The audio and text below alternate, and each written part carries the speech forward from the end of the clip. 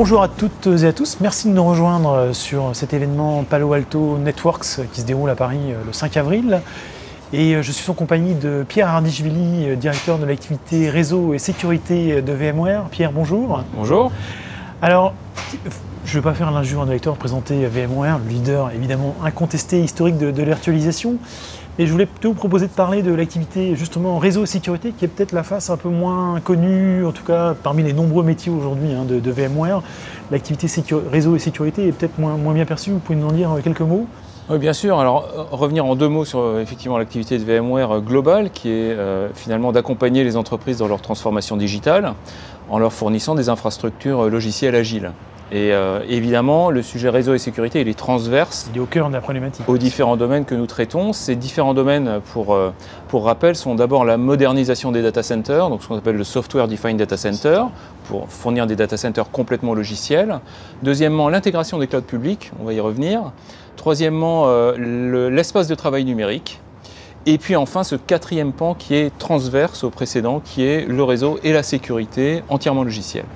Alors, nous sommes sur un événement Palo Alto Networks. Est-ce que vous pouvez dire à nos lecteurs quel est le lien aujourd'hui entre Palo Alto Networks et VMware ? Alors, l'activité réseau et sécurité, elle se base chez VMware principalement sur une plateforme qui s'appelle NSX, qui a été le fruit du rachat de Nicira en 2012, qui aujourd'hui est bien déployée et bien intégrée. Donc, c'est la virtualisation du réseau. Et on utilise en fait cette plateforme de virtualisation du réseau pour faire du cloisonnement fin, ce qu'on peut appeler parfois de la microsegmentation logicielle, au sein du data center et au sein des flux, pour les flux est-ouest à l'intérieur d'un data center.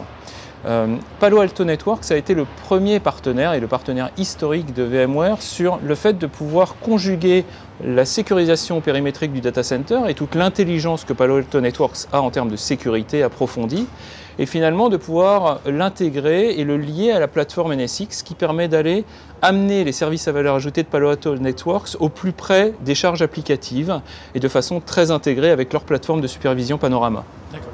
Donc aujourd'hui, concrètement, tout ça, j'ai mon environnement VMware pour gérer mon data center et je rajoute ma surcouche Palo Alto Networks sous forme logicielle.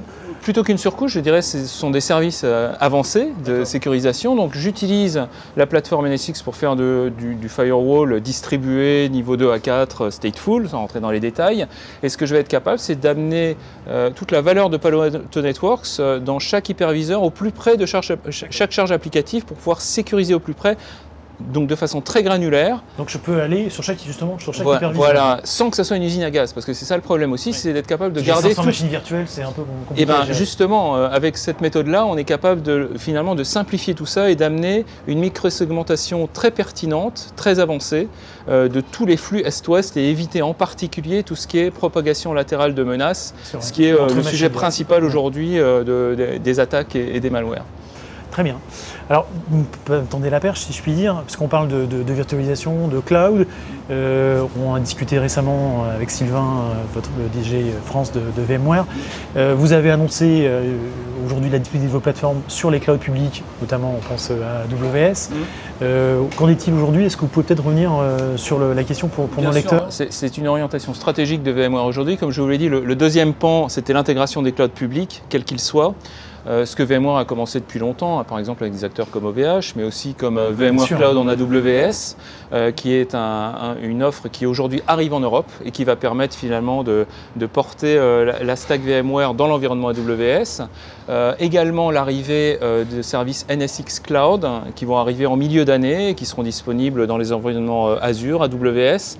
Donc on voit bien que l'idée c'est de ne pas avoir des îlots de cloud, mais c'est d'être capable d'amener une cohérence de connectivité et de sécurité entre les différents clouds qui soient publics, privés, avec la bonne gouvernance, la bonne visibilité. Très bien. Écoutez, je propose qu'on conclue là-dessus. Pierre Ardishvili, merci beaucoup. Merci à vous.